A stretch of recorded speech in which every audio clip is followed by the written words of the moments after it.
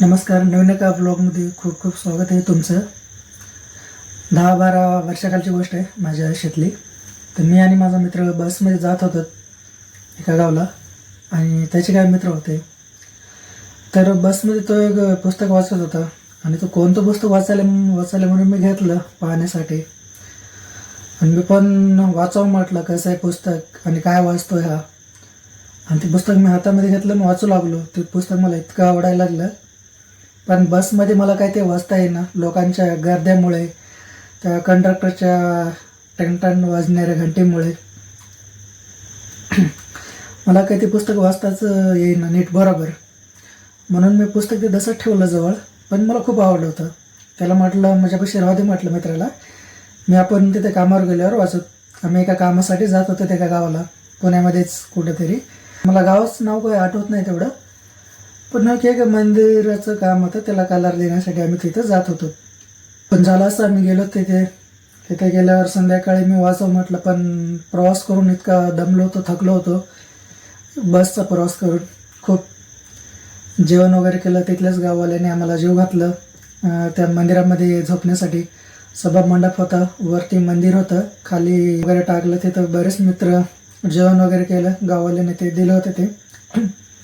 मी पण जेवलो, माझा मित्र पण जेवलो.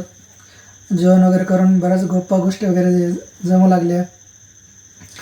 थोड्या वेळाने खूप दमल्यामुळे जेवण केल्या लगेच त्यांना पण झोप लागली. मित्राला पण सर्वच झोपे गेले. मी काय झोपलो नाही. मी ते पुस्तक वाचावं म्हटलं आणि पुस्तक वाचू लागलो. पण मला खूप आवडलं ते पुस्तक. पण खूप थकल्यामुळे मला ते कधी झोप लागली ते समजायलाच नाही. पुस्तक तसंच माझ्या बाजूला होतं, ठेवलं, मी झोपे गेलो. परत दुसऱ्या दिवशी त्या मंदिराला कलर वगैरे मारण्यासाठी गाववाले आणि माझा मित्र वगैरे कलर भरण्यासाठी गेले त्या हार्डवेअरच्या दुकानावर. कलर वगैरे विकत घेतला. सकाळी आम्ही वडापाव वगैरे खाल्लो, नाश्ता केला. परत आलो ते कामावर प्रायमर वगैरे मिक्स केलं, बनवला प्रायमर कलर. त्याच्या मंदिराला मारावं लागतो, प्रायमर असतं ते प्रायमर मारलं आम्ही. दिवसभर प्रायमर मारलं मंदिराला. दिवसभरात ते प्रायमर मारण्याचं काम झालं. तेवढंच काम झालं. परत संध्याकाळ झाली, हातपाय वगैरे आम्ही धुतलं, जेवण केलं गावाल्याने दिलेलं. तसंच आतरण वगैरे टाकलं. पण आता मी म्हटलं यावेळी हे पुस्तक वाचून टाकायचं म्हटलं. आणि पुस्तक घेतलं मी हातामध्ये, वाचत बसलो. इतक्या वेळा वाचत बसलो की रात्र केव्हा झाली आणि त्या रात्रीची पहाट केव्हा झाली मलाच माहीत नाही. पूर्ण पुस्तक मी वाचत बसलो. वाचत बसल्यावर गाववाले सर्व उठलेत.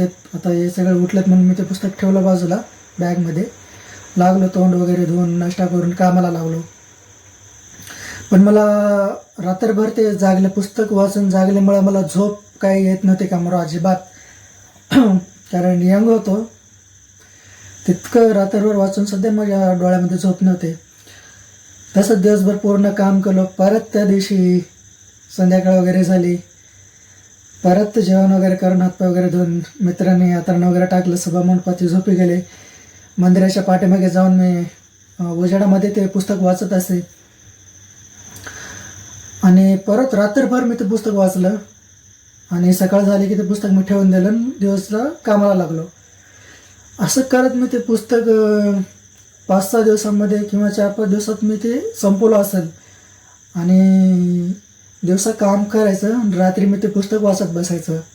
कारण दिवसा मला ते कामामुळे मला जमत नसे, वाचण्यासाठी टाईम मिळत नसे. कारण मग आम्ही तिथं काम करण्यासाठी गेलो होतो की पुस्तक वाचण्यासाठी गेलो नव्हतो मी तिथे. आणि दिवसभर काम करायचं, मंदिराला कलर वगैरे मारायचा आणि रात्रभर मी मंदिराच्या पाठीमागे बसून मी ते पुस्तक वाचत असे. तर माझ्या मित्राला माहीत झालं की मी पुस्तक वाचतोय. पण ज्याने मला पुस्तक दिलं होतं ते म्हणत होता झोपी जाय रे, थोडं वाचून झोपी जा, आराम करत जा म्हणत होता. तू खूप काम केलं आहे. तेवढ्या दिवसांमध्ये कधीच मला दिवसा झोप लागली नाही. कारण मी ते पुस्तक वाचून मला ऊर्जाच भेटत होती, काय माहीत कुठून.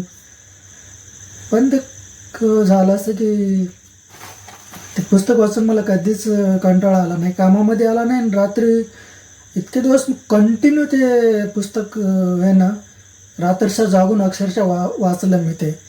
कारण दिवसा मी काम करायचं आणि रात्रशा मी पुस्तक वाचायचं. ते असं मी 4 दिवस काम केलं आणि 4 रात्री मी ते जागून पुस्तक वाचलं.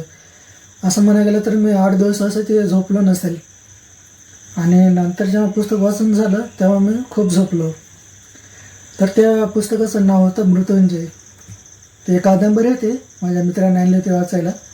आणि त्याला खूप मी धन्यवाद देतो की त्याच्यामुळे मला पुस्तक वाचण्याची सवय झाली. किती पानाचं ते 700 800 1000 1500 माहीत नाही आता.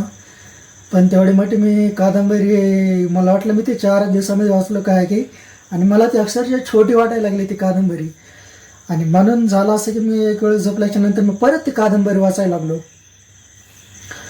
आणि ती कादंबरी जेव्हा कादंबरीचं शेवटची काही पानं असतात तेव्हा अक्षरशः मी रडायला लागलो होतो. जेव्हा कर्णाचा अंत होतो, त्याचा मृत्यू होतो, त्याला बाण लागलेलं असतं, तर ते पाहून मी खूप रडायला लागलं होतं संध्याकाळी. आणि मला खूप रडू येत होतं. आणि तेव्हा मी माझ्या मित्राला सांगितलं की कादंबरी वाचून मला खूप रडू आलं शेवटी. तर माझ्या मित्राने सांगितलं, मी पण खूप रडलो होतो.